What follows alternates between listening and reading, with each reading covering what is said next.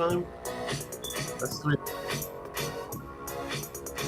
Oh, okay, that makes sense. Let me go ahead and get my gel for my neck.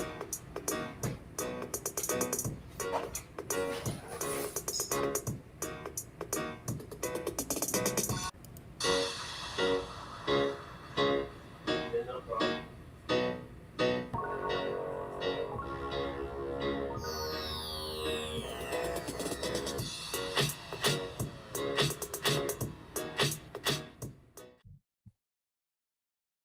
All right, ladies and gentlemen, how you doing? My name is Frostbite. Thanks for joining me today. This is kind of something a little bit outside of my normal wheelhouse, but what I wanted to do is there was a lot of engagement regarding the discussion about financial responsibility, teaching your kids to be responsible fiscally, and I figured that it was a good time to have a discussion. So what I've done is I've reached out to a couple of my buddies. Many of you know them. Unfortunately, while I was preparing for this, I had one of them live. So you guys have already heard Tiger Stacker in the background. Stacking Surfer is setting up. He's running just a few minutes behind. So I'm going to bring them up in just a minute. But I want to ask the chat a question. Hey, Coach's Magic, how you doing, brother? Good to see you. Michael Hernandez, good to see you. Nickel Stacking, David Carlisle, Steve Lapointe, Matt T. Dislogic. Y'all, thank you so much for being in here. I greatly appreciate you. But I have a question for you. When you were in school, when you were growing up, did you have somebody teach you the importance of finance? Did you have somebody teach you the value of money? And when I talk about the value of money, I'm not talking about 10 cents, 25 cents, 50 cents a dollar, $5, $10. I'm talking about what it actually is worth. Understanding the things like silver, understanding gold, understanding now you get the precious metals like platinum and palladium, probably weren't around when many of us were kids. I mean, they were around, but they probably weren't in the mindset of us. But looking at the primary, how many of you were taught the value of money? And so I'm going to give it just a couple minutes and I want to see kind of the general reaction of people. And I'm already starting to see comments. Nope, didn't anything. I had to learn the hard way. Didn't even learn much in college. Again, this is kind of something that I gathered. Now, I'm going to read you guys something before I get started that really kind of cemented the fact that I wanted to do this particular stream, talk about it, and let people know what was going on. And so the comment that was made, I'm going to get here. Oops, got to be in the right area. The comment that was made to me on one of the videos. And the person who sent this to me, she goes by Miss Rose. Now, Miss Rose had an amazing thing. And she said, respectfully, I taught elementary school for 36 years. I retired at 21. Around 15 years ago, I realized this truth. I was teaching subjects that were probably not going to be relevant in the future. It was a very defeating truth. I spoke to other elementary school teachers and administration. They basically shut me down. Speaking with a voice of reason makes you an adversary in many of their progression statements.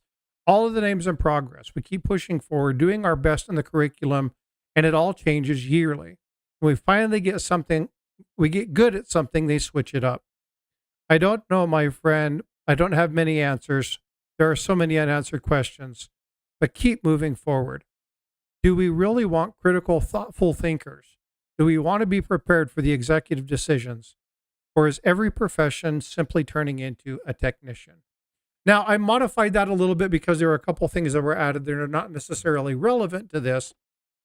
But there was something about this that really stuck with me. And the fact that we have an educator who said the principles of things, the life skills are basically being let go. We're not talking about those things anymore. We're not teaching kids how to do certain things. And when I was in, we learned how to sew. We learned how to stitch. We learned how to do that. But I never learned finance. I mean, granted, I learned what money was. I understood what was happening with, the dollar, the quarter, the nickel, the penny. I understood how to make change for a 20.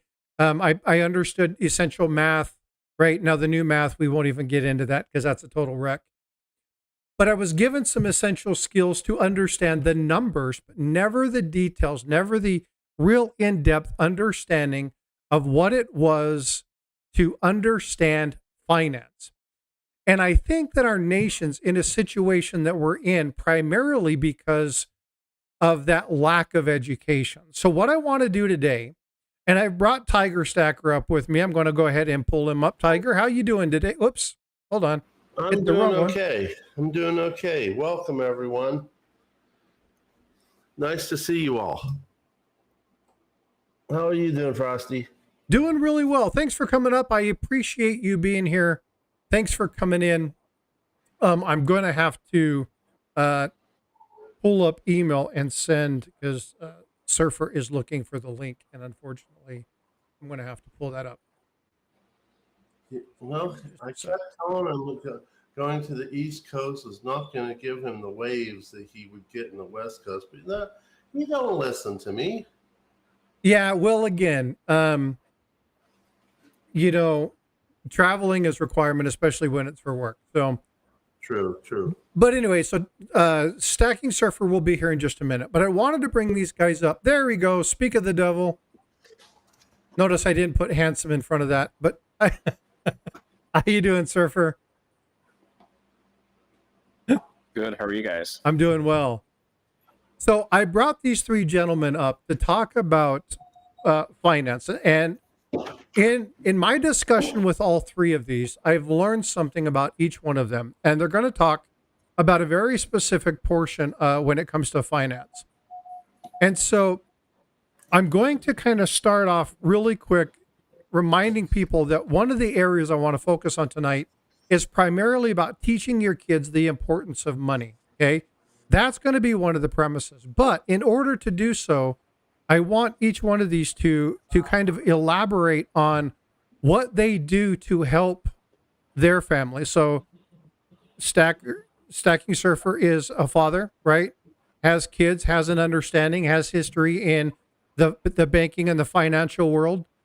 We have Tiger Stacker, who is both a father but also a grandfather. He's done stuff to put things together to talk about what he can do and how he's implementing a knowledge base, not only for his kids, but for his grandson and grandchildren, I should say grandsons, and what he's doing to set them up, to help them understand not only the history of our coins and currency, but really understand the value and the worth of silver and gold.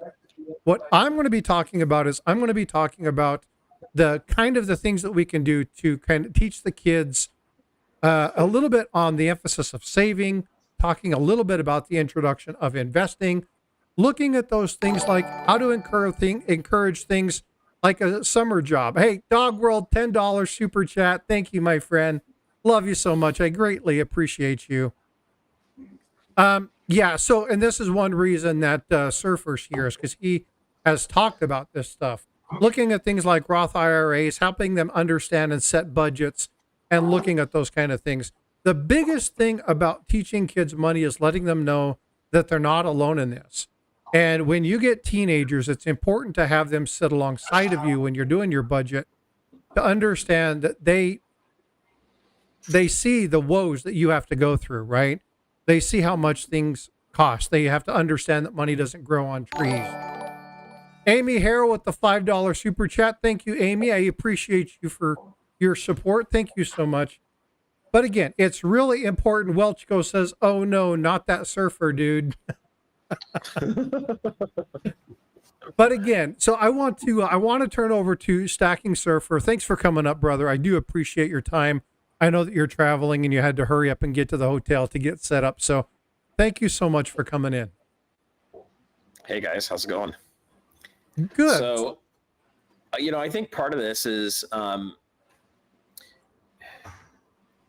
of it depends on the stage your kids are in, but you can set it up, pretty early. You can also help your grandkids if you're in that part of your life too. So a lot of it just comes down to the stages and your means and what you can help them out with. For my kids, we did 529 plans for them and put some money in there. You can pull those out tax-free when you do college. I've also done a lot of Roth IRAs as well as personal IRAs in the past. And, I can talk about those too, Frostbite. And then outside of that, a lot of it comes down to other instruments of investing. So my kids have gold and silver that's put away in a safe. And, it's on a ledger, so it's not like in a little package that says their name on it. But you can do that. I think Tiger may do some of that stuff. So for me, it's just kind of all put together for right now. But, I've got an accounting of what goes to who. So we've got things like that. We set up checking accounts when they were young. And we also set up a savings account for them. So that was something that we did. And then now that all my kids are basically leaving the house and starting to do college now, we're into a new phase. But, one of the things that we did fairly early on was talk to them about savings and doing chores. So we had a 3-ring binder that was like an 8.5, 11 size, so kind of a normal 3-ring binder that you would have. And we started this with them, I would say probably around the time that they turned 7 or 8. And we had different folders in there. So we had little clear zip sections that you could put in the binder. And so we had one that had the money you earned, and then we had one that had for taxes, and we had one that was in there for tithing, and we had one for fun, one for college, and then to help with doing like charity. And so we had, a board on our wall that used to have different chores they could do, and they could earn different amounts of money for that, and it would go into their books. And we were able to keep that pretty strong until I would say they entered junior high, and it kind of fell apart. They no longer wanted to participate in it. But it was great. One of my daughters the other day found her book and said, "Dad, I've got some extra money in here. I can use this for this trip I'm going on," which was great. And, it's more of an exercise of helping them understand how to deal with finances. My twin daughters, we had them take 2 personal finance classes for their math in California instead of focusing on higher math. They're not big scholastic kids. They're more into the performing arts. One's a cheerleader, one's a dancer. And so for them, I felt it was more important for them to understand the basics of finance than it was to, get heavy into trigonometry and going into advanced math that they probably won't end up using in their life very much. Right. So, for us, it was a basis of trying to teach them how to do things. They've both had jobs, summer jobs that they've done, and they've earned money. And, they've gone through that process of paying tithing, and then it wasn't enough to pay taxes, but they understood needing to earn money to go buy things like nails, to get their hair done, and new clothes that they wanted too. But we weren't so strict. I grew up with some people that their parents didn't buy them anything, and they had to earn all their own money to do that kind of stuff. For us, it was more of an exercise of helping them learn how to do things than it was trying to make it like they were living on their own when they started into, high school. So what what I did can you go into a lot of stuff. I could talk for hours. What would you like me to hit on? Well, I'm going to leave it there because you've hit on a couple really good points. One of the big things I wanted to really appreciate about what you just stated was the fact that you really focused on the age appropriateness. And that's one of the number one things that you need to look at when you're looking at struggling or setting up a situation. If you're struggling to try and identify things, really looking at what is the appropriate age. You don't want to try to teach a 3-year-old silver and gold investing and talking about the gold to silver ratio, right? You want to teach them, ABCs, 1, 2, 3s, teach them about quarters, teach them about nickels and dimes, show them the value. Just because the nickel is bigger than the dime doesn't mean that it's worth more, right? So understand the actual value of each one of the items. So teach them at that age group. I'm going to go ahead and switch over to Tiger right now because what I want Tiger to talk about is something that he does called his education box. So Tiger, can you do me a favor? Can you talk about your education box? Talk about what's in there, why you have that set up. And if you have, there you go. I'm so glad you have that handy. one thing I want you guys to pay attention to as you see some of these things that he kind of walks through, you're going to see labels on every one of these coins. Okay. And the label is there to do a couple things. It helps them understand the value of when he purchased it and lets them know that this little round disc is not just $1, right? This little round disc is not just 25 cents. This little round disc can be worth 100, 200, 300, $500. So it actually shows them how a numismatic item or silver or gold item actually has substantially more value than what's listed on the face of the coin. So, Tiger, can you take just a few moments to go over this particular item? Because I really want to talk about this, because this is the second portion of teaching your kids finance. Okay. Well, it started all when I was little. My grandfather taught me about, coins being made from silver. Didn't talk so much about gold, but same. And hold on a second. Push him down. Thank you.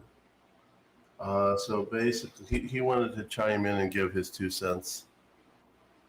The only thing is that his 2 cents is worth a plug nickel.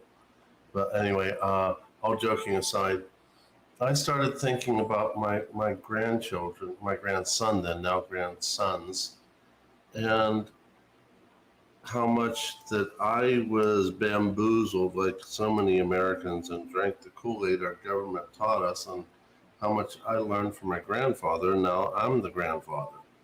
So not having a lot of physical things that I learned from my grandfather was mostly just memories. I decided that it was probably best to try to teach my grandson, now grandsons, what was needed in order to get an understanding of the way our government has destroyed our currency. But then in the process, I learned a lot of other things that I need to teach them. So in this box, I have silver, I have clad, I have fakes, and yes, I have everything I get does have a label to it. Thank you. Such as this is a gold piece that is obviously a fake. My pawn shop owner, Chavella, God love her, she gives me all her fakes so that I can put it in my teaching box because she knows I won't put it back in circulation. And I try very hard to make sure that when I do get a chance to teach, I can. I plan on teaching them about trade dollars. But at the same time, plan on showing them the difference between a real and a fake. I plan on teaching them how to identify fakes. I plan on teaching them what these dollars are worth, and this was worth $1 way back then. And on March 23, I bought that for $230. And we're going to talk about slabs. We're going to talk about how we defaced our dollars with paper and how that transitioned from silver certificates or even gold certificates, if I can ever buy one, to Federal Reserve notes. And how we went from things like half dimes to nickels. Why in the world will we go from a half dime to a nickel? And just basically going through all this as a way to teach them, hey, this is what's happened to our currency. This is what you're going to face, and it's going to get worse as I die and you get older. So my teaching box is not nearly what it was. In fact, when you last saw the teaching box, Frosty, it was in a different box. I recently switched to a bigger box because that box was overflowing. So, and not only just that, I'm planning on teaching them what happened in Russian currency, what's happened in Mexican currency, and everything else that I can find in this box. Why? Because we've had basically 4,800 plus failed currencies in a 6,000-year cycle. And we are going to be part of that process of a failed currency. And that this is not just a weird thing that happens, because man is still man, and he keeps making the same mistake over and over again. And it's going to affect the people. It's going to affect their ability to take care of their wives, their children, their grandchildren. And the cycle will continue because man does not learn this lesson. So, in the process, I'm going to do my best to teach them about gold, to teach them about silver, to teach them about what happened with God's money, and how to protect themselves over time.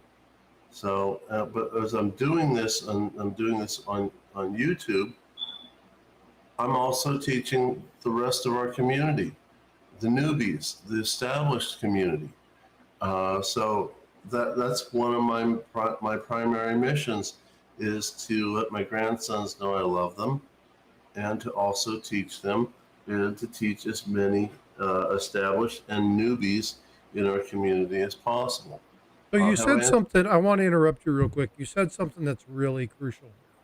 And this is kind of the general premise of why I wanted to talk about this. If you love your kids, you'll teach them about money.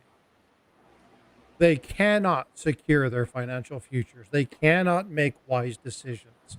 They cannot understand the importance.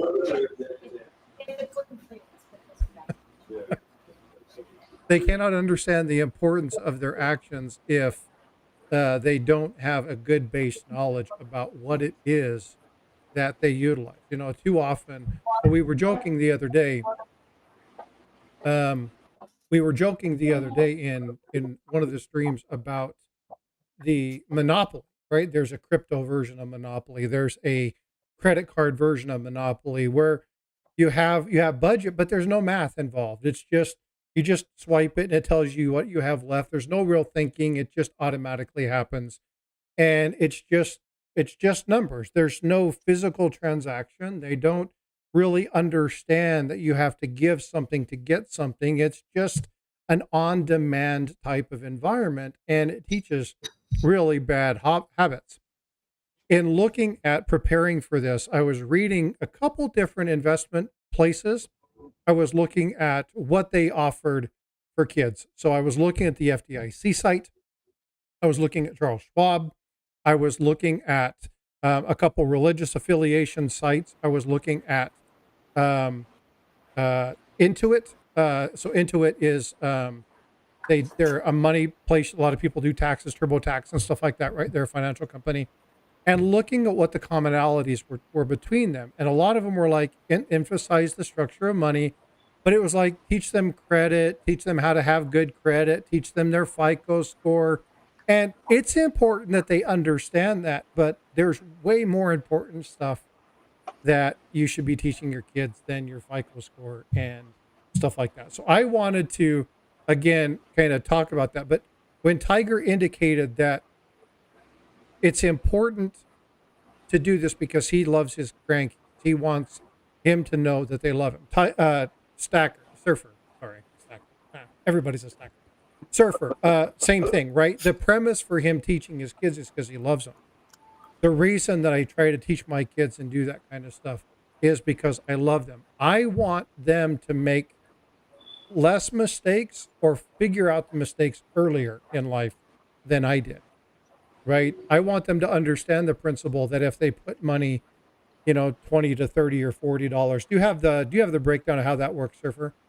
if you put $20 a month or $50 a month into an IRA? I, I don't, but I can tell you that if you start young, you can easily have $1 million by the time you get to retirement. And that's not even starting when you're kids. That's like starting when you get out of high school. And I forget how much it is. It's something like, Like $50 a paycheck, right? well, it's something like if you do $200 a paycheck for 10 years, you never have to invest again. Maybe it's even 5 years. I'd have to go pull it up. But we went over at an MBA school, and basically, you don't have to put very much money in. If you can put it in a Roth IRA, you can get started with it. You're investing, it's something like 7 or 10 years, and then after that, you're done. And you don't have to put very much in, and you'll have $1 million by the time you're done. Now, $1 million isn't going to be enough anymore. You're going to need more than that to retire. But depending on what you want to retire with, right? If you want to be able to travel and go to places like Hawaii and Europe, you're going to need a lot more. If you're looking to just not have to go work, that might be enough money for you. But I think the point, Frostbite, that you're kind of getting to here, in something I had to do with my family, is each kid is different in what they want to learn and what they're willing to take in. One of my daughters watches my channel. No one else in the family will. They kind of refuse to watch the stuff. But one daughter does. A lot of their high school friends were watching my channel. So they came and raided my sticker stash one day. And I found them, like, my daughter was handing out all these stickers. And I'm like, okay, they can have a couple, but we need to keep them for the channel still. But, the reality is each kid's going to be a little different on how they understand this. And, the real key is you've got to make more than you spend. Okay, that's the basic thing. If you can get them down to the point where they understand that they have to do something to make the money and that they need to spend less than they make, they're going to be on the right path. And then from there, if you can start to help them understand things like compounding interest, your gold and silver does not compound interest. Someone's not borrowing it. It's usually just sitting in a safe. So to me, I don't consider it an investment. I consider it savings. It does go up in value over time, but it's not earning interest, so to speak. It's a little bit of a different instrument. Jean-Luc Bradley just subscribed. Thank you, sir. Appreciate you. Appreciate the subscription. No, and again, I really like the way you phrased that. And I'm up here to tell people all the mistakes I make, because I didn't get these lessons as a kid, right? I had to learn from the school of hard knocks. I have been debt free 3 times in my life, and then turn around and ended up in way more debt than I was like, well, how the hell did I get here? Right? Turn around and go, where's my money? I make more money now than I ever have. Where's my money? How did this happen? And the fact that, I'm 50 plus years old and I'm like, where'd my money go? That's a problem, right? Because you're destined to repeat that. So what is it that I can teach my kids? So maybe they don't pick it up right now, and there are lessons that you teach your kids. Hygiene. How many people have teens? Yeah. We teach them hygiene. How many people know? How many of them actually perform that act? Right? A lot of them don't. But when they get older, they understand the importance and they go through. Right? We teach our kids to brush their teeth, even though when they're young, they probably won't do it. All we can do is instill the best information that we can. But the problem is that a lot of parents just don't teach finance. They don't teach their kids what it's like to balance a budget. They don't set their kids down when they're doing their bills and say, hey, come here, sit down. I know you don't want to be here for this, but I want you to show you money doesn't grow on trees. This is what I mean. Here's how much money I make per month. This is how much the house costs. This is how, because I've done this with my sons, and my sons were like, holy crap. And I'm like, yeah. It's like, you guys know how much money I make. Where does it all go? Why am I broke at the end of the month? Here's why. This is where the money is. Here's my stuff and here's yours. Here's what I have to cover for you. I shouldn't be doing this. So how can we work on you picking up your bills? Right? What is it that you need to do? And walking them through that. And I found that my kids are more receptive when they understand that they're not getting something because they're already getting a bunch of stuff, right? They just don't realize, the internet's, $100 a month, and the $600 power bill or the $400 water bill, or, they're like, oh my God, you paid $600 in water every month. Yeah. And so breaking that down and actually walking through that with them helps. But you can't do that with a 5-year-old. It doesn't work. Sometimes you can do that with a darn teenager. No, with a 5-year-old, what you can do though is you can do things like a sticker chart, and they can they can make their bed, they can clean up the toys, they can help set the table, they can help take the dishes over to the sink. They may not be able to reach the sink. Maybe you can get a stool to have them do some things. If you've got nice stuff, maybe you don't want them breaking it, so maybe they don't do that. But you can do things like stickers. They earn 10 stickers and they get to go get an ice cream cone. There's things you can do like that from a chore chart that kind of start to help them understand, I do something and I get rewarded for it, at an early age. So I actually implemented something a little bit new with my kids this year. And it was like, okay, I need to cut back $300 a month. So here's my budget. Here's what we do. If you can figure out where we can reduce the money, here's the required payments. This is what we have. This is where we're at. If you can figure out those items, and usually those items are Tiger, Rig Nation, Hooyah, Starbucks, right? Cutting the Starbucks, right? To reducing how much we go out to have coffee, how much we go out to eat, how much snack we get as far as going to the grocery store, cutting out certain items from there. You guys cut out $300 a month, right? And I'll give you guys $50 of that, right? We do that budget. If you uphold that at the end of the month, then I'll give you guys $50 free and clear. You don't have to do anything. Just don't spend that money, right? If we can do that, then I'll give you guys that money at the end of the month. It may be in the form of a cell phone bill. It may be in the form of gas money. It may be in the form of a nice dinner. I took my oldest to sushi the other day as a reward.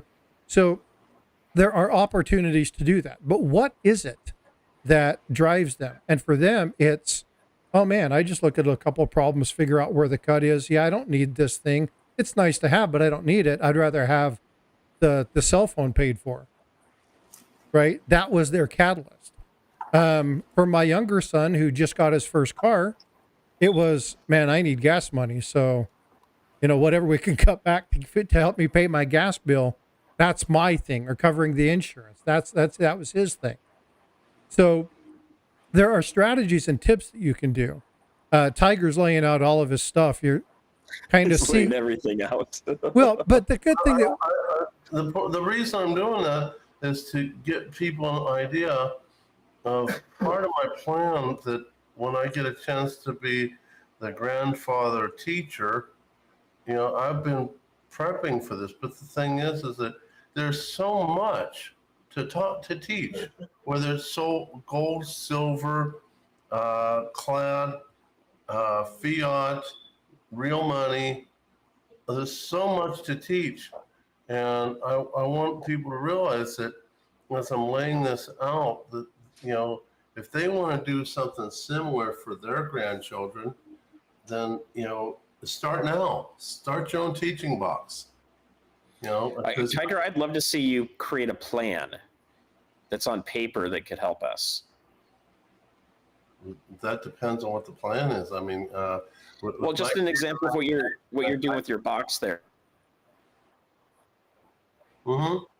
So here, let's go over a couple of these items real quick, because Wi-Fi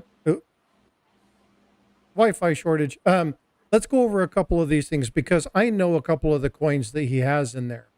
So Tiger, I'd like you to do me a favor. You have a seated quarter sitting there just above the 3 quarters of the 3 Susan B. Anthony's. So can you grab that?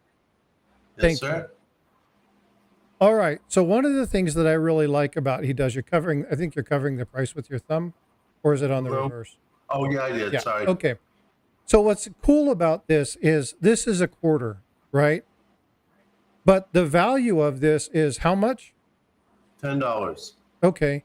So people look at it and go, well, how is that worth $10? And what that does is it allows the opportunity for a conversation to be had. Right? And where do we learn? Right? We learn when we talk to each other. We learn when we converse. We learn when we give them the opportunity, because when we give them the opportunity and they ask the questions, they're vested. Right? This is when they feel Okay, now he's taken time to answer my questions. Yes, it's his hobby, but now he's answering my questions. So what you're building is you're building investment into your child. Okay, that's one reason that I like what he's doing here. Now, I want you to put that one, Tiger, and I want you to grab one of the other ones that you have there because you have a standing Liberty quarter that's underneath that stack. And that standing Liberty quarter's worth exceptionally more money. Now, it's still a quarter, but what's the value on that one? I I don't know. I got this somehow, but I can't remember how. I don't think I. What did I get that one from you? Yeah, we traded. And that's why I don't have a dollar figure on You it. should have a dollar figure on there. That's an $87, $88 coin. So the coin you traded me was a little bit better. Him and I worked out a deal. We traded a couple coins. I wanted a nicer one for my typeset book, so I know the value of it because I sent it to him. That's why I knew he had it there when he wasn't showing it basically on the screen. What's the difference between the two? Well, it's a different design. The quality's better, so it teaches kids to look for certain things. This is teaching them numismatics, right? So now we got numismatics down. This is great. This is fun. This is hobby stuff. But when Tiger leaves, passes away, goes away, to be with his dad up above, who's going to have to go through this? Who's going to have to actually sort through what's here? So another thing that Tiger does that I find exceptional, I talk about it all the time, but this dude puts it into practice. And that is, he has a list of everything he buys and how much he purchased it for. It's a full-on spreadsheet. And Surfer's like, yeah, I do that too. You haven't seen mine, no. But I know Mad Stacker. I'm rebuilding mine. Mine got the Apple Cloud deleted it. Oh, bummer. So I'm in the process of rebuilding it right now. Yeah, I have to go grab all of my stuff and do mine. High-tech way to protect your data. Very high-tech. And this is coming from such a high-tech Tiger. Yeah, I bet it's very, very, very high tech. It's a pencil. Friends, 2 copies, stash them in different locations. We'll get there. So I have all my receipts, and what I'm going through is I'm basically cataloging them. They're all being numbered and lettered on the back of each of the capsules or the coin itself, and they're being put into specific boxes, and then those go into a safe. So everything's going to be, you're going to know what it is, and I have the market value of it as well as the value I paid for it. And then I'm a spreadsheet guy. I do pivot tables. So I'll be putting all of this into a pivot table so that my kids can easily look through all of it and see what's going on with it. So right now I'm keeping it off the cloud. See, what's terrible is as an analyst, that's all I do for work. And I am so disorganized when it comes to my own private collection. I just I leave here and go, oh my God, I don't want to do this, but I need to. Yeah. And the one thing that, again, I bring these two guys up here for 2 reasons. Number one, I respect the stuff that they do. I consider them friends.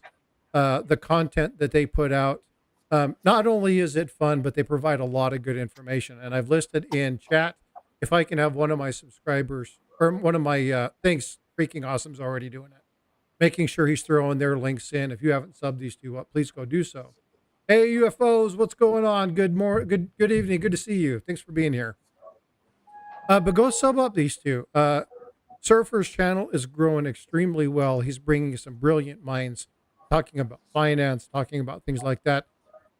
Tiger it really started to do a massive push on getting video content in. He's a traveling doc, so he's away from home a lot. So he's really trying to work on the sustainment of his.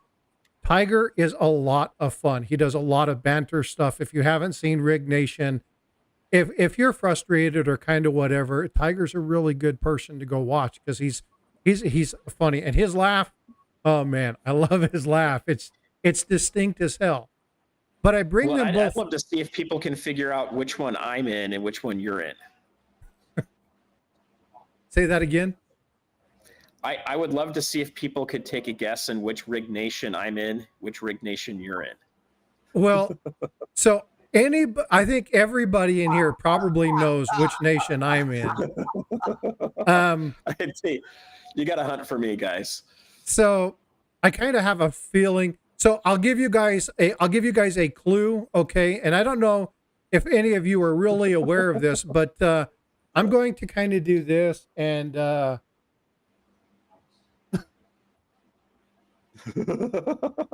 Okay, that's a good clue. that should be a pretty good clue. If you guys don't know who that is, obviously that's Jerry Lewis, but in the Rig Nation, that is Professor Rigged Aboard Us, and that is my alter ego. So you kind of know where I stand in that particular realm. Um, but again, it's a lot of fun. There's a lot of good banter, a lot of good conversation that happens within these two. It doesn't work with the gloves. One day, you have to get gloves to do that, Tiger. It doesn't work with the, yeah. Well, Um, I can go get my human gloves. you can do that. But again, it's one of those things where I bring these two up here because I really respect their opinions.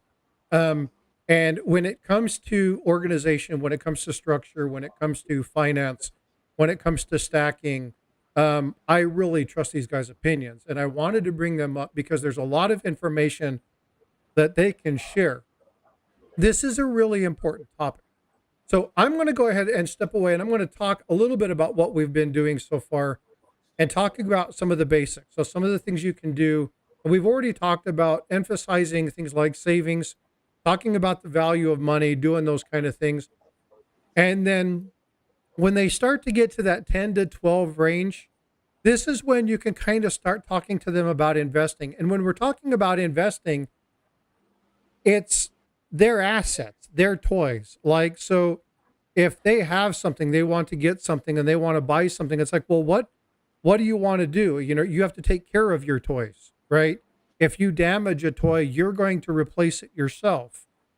Teaching them the responsibility of doing that. So there are lessons that you can do to actually teach them how to do that.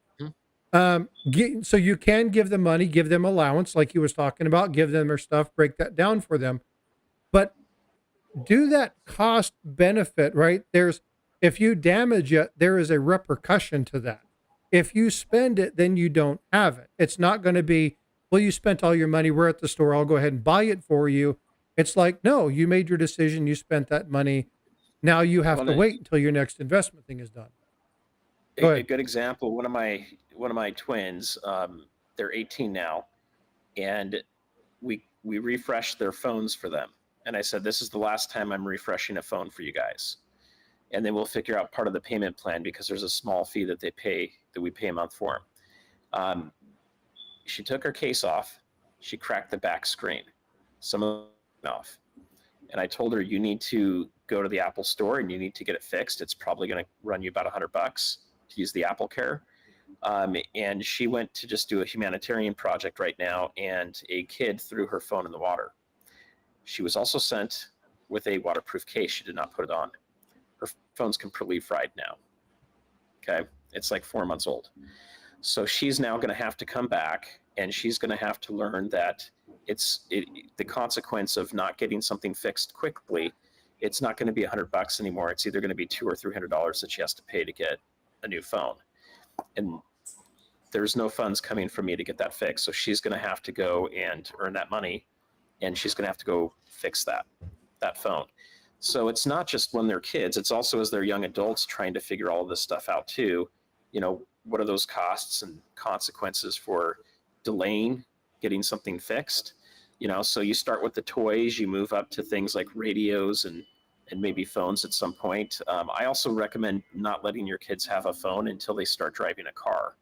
Personally, I only let my kids have it once they started driving a car, and high school kind of recommended it. Outside of that, there you go. There's the real thumbs. So outside of that, I just did not want to do that. But anyway, that's an example that's just come up in our life. Tiger, you're lucky that someone's not watching this right now. Why?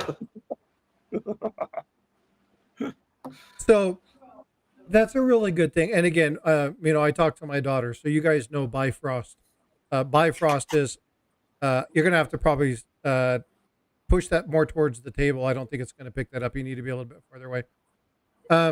But talking to my daughter about art supplies and stuff like that. Now, I will invest in my daughter's artwork. I will invest in stuff. I will buy, I will coordinate people. I will help her build her network. I will coordinate contacts for her. I bring her up on stream. We do stuff. She gives stuff away. But from that has stemmed a couple different things. She's been able to get other kids at school. She's been able to get even people within the community to contact her through me, obviously, and say, hey, I want custom pieces done. And she's able actually to gain money from that. And then it's like, well, what do you want to do with that? She immediately invests it back into that trade because she knows that without those items, she's not going to have the resources to make more money. So she understands that it takes money to buy the things to make money. And that's a lesson that I kind of led her to, but never actually told her. And when she figured this out, now she's doing stuff. She's selling stuff and kind of doing different things, and she'll do stuff online. And now the gift, when she gives one of her pieces of art to somebody, it means more to that person. So it's showing her the value of her time and what her worth is. So there's a lot of lessons that can be done in that. I really like what Surfer's stating in that. Now, Tiger, you and I have a very set of similar situations with our sons and the fact that they don't get that concept. Right? Slowly. Oh, last time we've been talking, last number of times we've been talking, oh my goodness, he started complaining that when he got married, that she quit working as a dog trainer. He's got to do all the this and all the that and all the everything, and how much things are costing and everything. And I'm like, what do you want, a pity party? I told you a long time ago that the husband, the father, is the ultimate giver, not the ultimate taker. And if you're expecting to get kudos, get over it. If you're lucky enough to get a card for Father's Day, count your blessings. They don't always come, guys. So. No. And so one of the things that's funny about that is there's a trivia question that I ask. True or false? And I'm going to actually give something away with the correct answer. I'm going to do a random number. Actually, I'll probably pull somebody in chat and just do a giveaway. But true or false? Father's Day ranks in the top 20 celebrated holidays. True or false? Father's Day ranks in the top 20 celebrated holidays. I do know the answer to this one. Say again? I do know the answer to this one. Yeah, I know the answer. Yeah, I was quite amazed when I actually found out what number it was. Do you know the actual number? It's well behind Arbor Day. Let me put it that way. And a lot of people are like, what the hell's Arbor Day? Yeah, exactly. Is that where you do stuff in your garden? Well, no, not exactly. But what I will tell you I'm joking. I know. Yeah. The fact that it's behind Arbor Day, though, tells you that we have a problem in this country, and you can point to a lot of those issues in this country based on that fact right there. Yeah, and again, so I've got a few people that have put the answer in there. I'll give it a couple more seconds. Freaking Awesome says I'm lagging by a few minutes. But yeah, so the answer is indeed false. We rank somewhere around 34th. Now, I want you to understand this is President's Day, Lincoln's Day, Arbor Day, the National Donut Day. Right? And this shows you where fathers kind of go in. So again, fathers being a dad, and I there's a difference in my book between being a father and being a dad. Anybody can father a child, but not everybody's a dad. And the three gentlemen that are here with me, the three of us, I would consider all of us dads. We really care about our families. We work to do the best that we can to provide for them, to teach them lessons learned, and do that. But we don't expect that reward. We don't expect that we're going to get stuff for Father's Day. If it happens, if my if my wife gives my sons money and my sons take me to lunch, you know what? I don't care. It's awesome for them to go, we don't have anything. Oh, okay, great. But what do they do for their moms? Like my son bought a 6-pack of wine for my wife's birthday, or my wife's, for Mother's Day. And at $20 a bottle, that's a pretty hefty little sum. He bought me a sushi tray from our local grocery store. Be grateful. Right. And so it's like, just got nothing. What's funny is that Oh, man. I laughed, but he knew I would like it. Like I told him, it's like, I need to grab something for lunch. And he took off, didn't say anything. And he come back with this little sushi thing. The thought was huge. It really meant a lot to me. And I was laughing because I'm like, $150 worth of wine and a $8 thing of sushi. But I don't get caught up in that because, again, the finance piece is my job is to be the provider.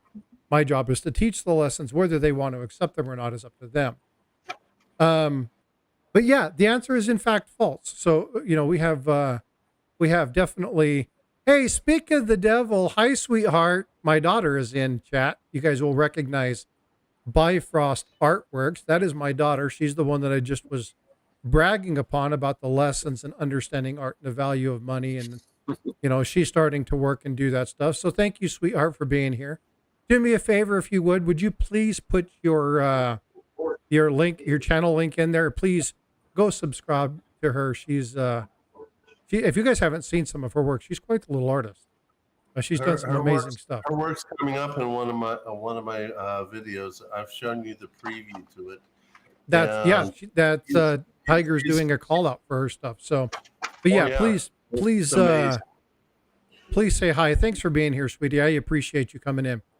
But again, when you're looking at teaching your kids, the one thing that I do want to say is on the list, there was something that I seen in a majority of them, and that is introduce your kids to credit.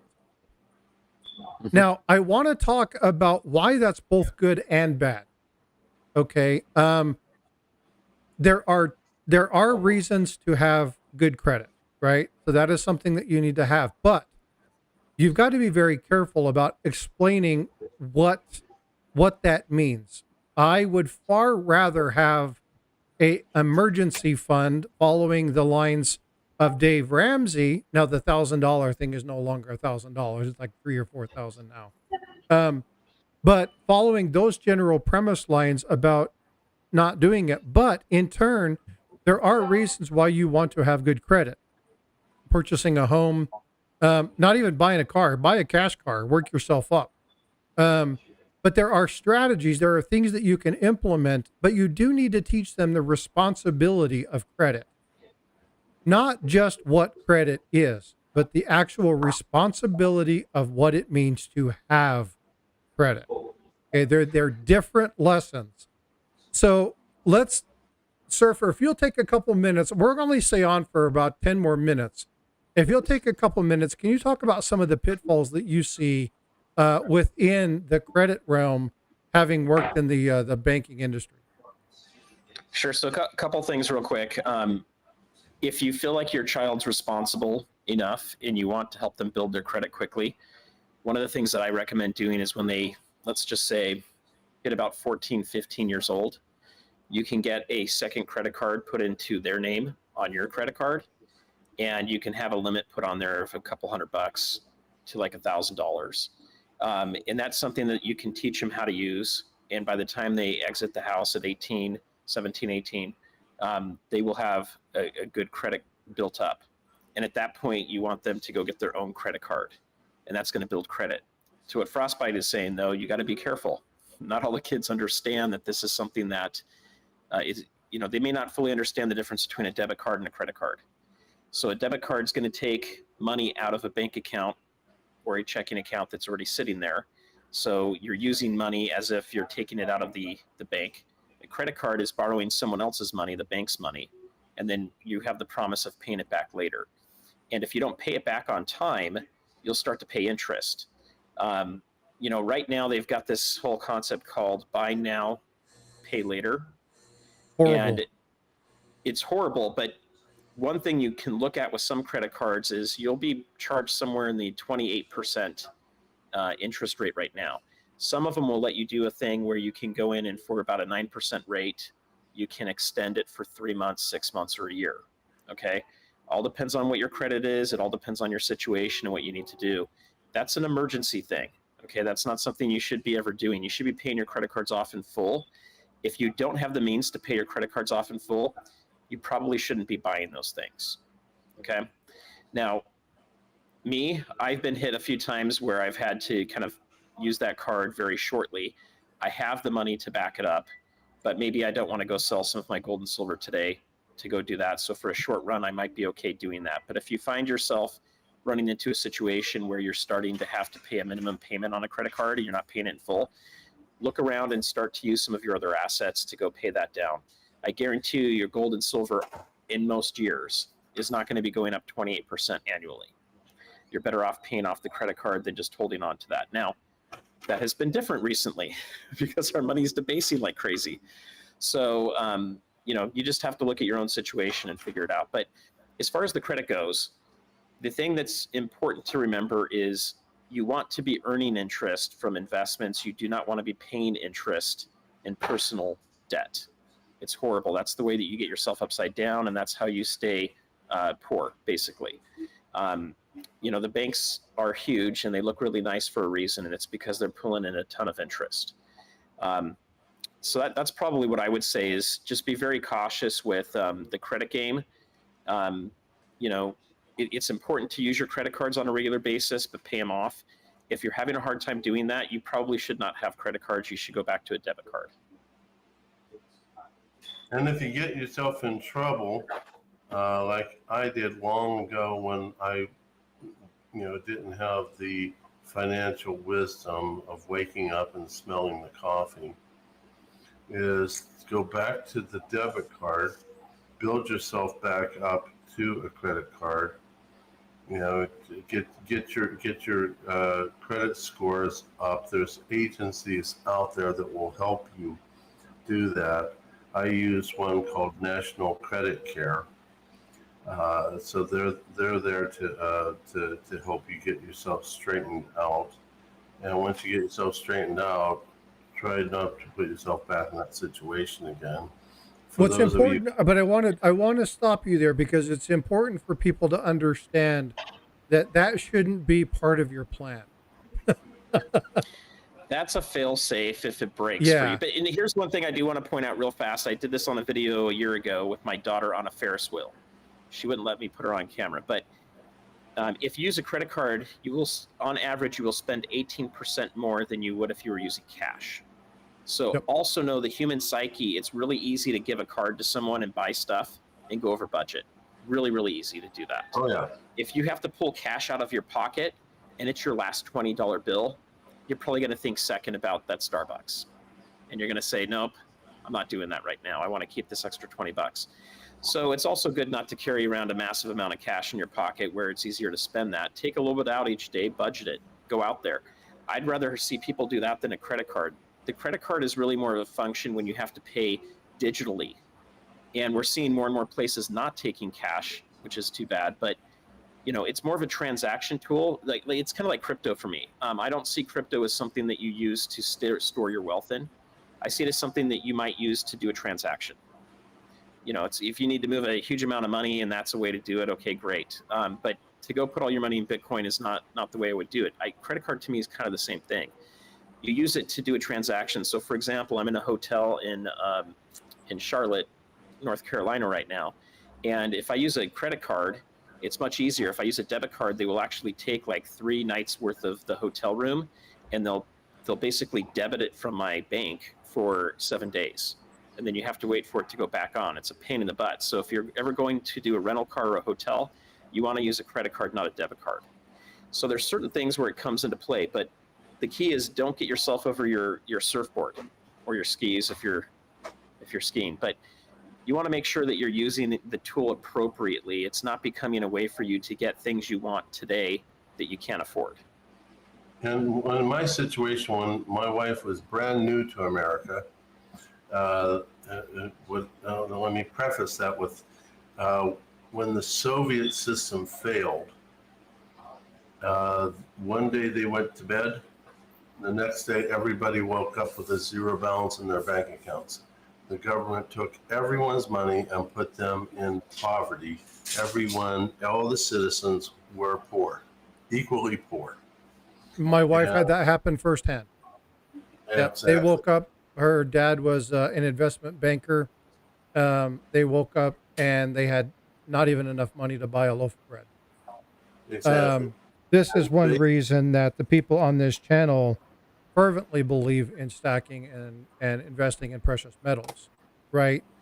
Something that uh, you physically own, right? And so you'll hear us talk about that a lot. But again, there's a multitude of ways in which you can use and manage money.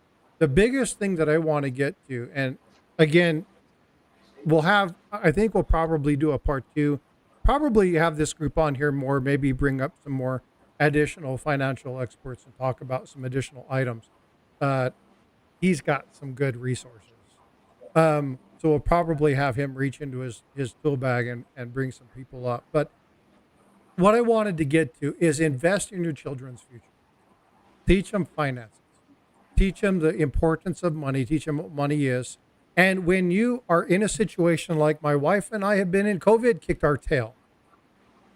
We had overspent. We were living paycheck to paycheck. COVID came out.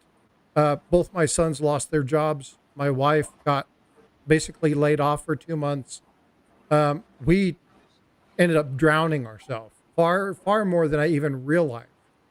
And so I'm doing this not because I'm better than everybody else and I have this stuff down. I'm doing it because I'm in the midst of resolving a bunch of mistakes that had led me to a situation where I was having a hard time making ends meet.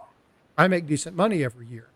And I had put myself in a bad situation because I wasn't thinking about the tools and the strategies and wasn't having other people in the family implement those items.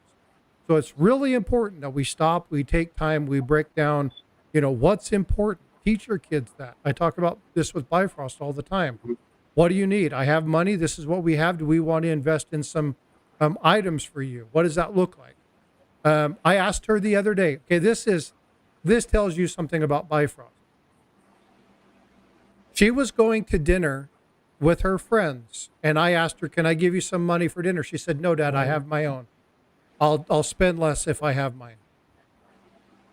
She did not take my money, not because I don't have it, but because she was of the mindset that I have my money, I'm working for it. I need to spend what I have. If I'm going to use it, I need to be utilizing what I have. That Mm-hmm. has meant more to me than years of learning how to balance my own budget because she's getting it earlier than I did. And Yeah. that is what we need to do. That's the lesson. That's the takeaway from all of this. That's what I wanted to leave you all with. Freaking awesome. Just joined the Planchette. Thank you so much for being a channel member. Freaking awesome. Now has a place amongst the member spotlight. So thank you so much for being there. I appreciate you doing that. All What right. I So want, go what ahead. I wanted to point out was when I was saying about my wife, she was in a cash mindset, as most of the people from that time frame and that country was. So when she came here, she started That's me. using the card, which she didn't know how to do, and she was constantly throwing me into a negative balance because she was, I know what I have in my pocket. I don't know about this card. I ended up giving her her own account with her own card, and then when she couldn't buy stuff, she started realizing, hey, I need to start being a little bit more careful with the plastic. The reason I brought that up now in this situation, it was a wife from Ukraine instead of a child, but the lesson is still the same. So that's the reason I started off with the whole Ukraine and rolling into why they were poor and the cash mindset coming to America, now getting a card. That's the point I was trying to make. It's a good point. The frostbite. The other thing I was going to say too is, I mean, we could spend half a show just talking about credit cards, and how to be careful with them, how they work, how the interest rates work. They'll tempt you with these 0% interest for 18 months. Yeah. And they'll do transfer balances, but they don't tell you there's a 5% fee that they take out right off the bat for that transfer. Or early pay fees. Or early pay fees. So there's all kinds of stuff that goes in there, guys. Look, credit is for them to make money. It's not for you to save. So be very careful with it. But Tiger, I think that's important too. When you're looking at cash, you're looking at credit cards. We've tried many different systems. Budgeting has been hard for us because we're Mac people, and it seems like every software we try to use for Mac doesn't link, it doesn't reconcile right. We tend to have a lot of different accounts and a lot of different credit cards, and I'm in the process of simplifying that right now because it becomes too burdensome to manage and make sure that everything's good. So, I think the key coming out of this is you got to get yourself in line first. You've got to get yourself under control so you can teach your kids. Yep. And I would start with what you know, and start with what you understand. And it's okay if they don't leave the house understanding all the financial tools that are out there. There's a lot of classes they can take, and there's things they can learn. The key is helping them understand that it takes energy to create money, and you use money to buy stuff, and then that stuff goes to benefit you. And then it's helping them understand that you don't want to buy something you can't afford. I mean, if you can keep it that simple, it's going to be way better than what most kids are dealing with. Most people get themselves into crazy amounts of debt in their first 2 or 3 years out of the house. Agree. That's true. That goes for student loans too, guys. Be very careful with student loans. Oh, that's something else that we're going to talk about. That's going to be a stream on its own. Yeah, because so for those of you who don't know, the average student loan is about $38,000 per student. And right now in America, we're about a $2 trillion deficit. So it's unreal. So again, when you're looking at college, me and Bifrost are talking about this now. You have to have a plan for college. College is not the be all end all anymore. So, hey, Tiger, thank you for gifting 5 memberships. I appreciate you. So we got UFOs. No, I just put it on the credit card. No, that's not funny. UFOs, Anna, I'm crazy. William E. Joe McBride, and Coin Dude. Thank you for Tiger for doing that. UFOs, make sure you send me an email, ! Email. That gives you my email address. Make sure you claim your prize. All right, folks, we're going to wrap this up. There's other folks streaming tonight. Go have fun. Enjoy yourself. Surfer, thank you so much. Tiger, thank you so much for your time. Surfer, you came in and just got there and jumped online. So thank you for doing this. I greatly appreciate you. I did. But we will do more of these. But again, thank you all for being here. I greatly appreciate you. Take care, be best, and we will see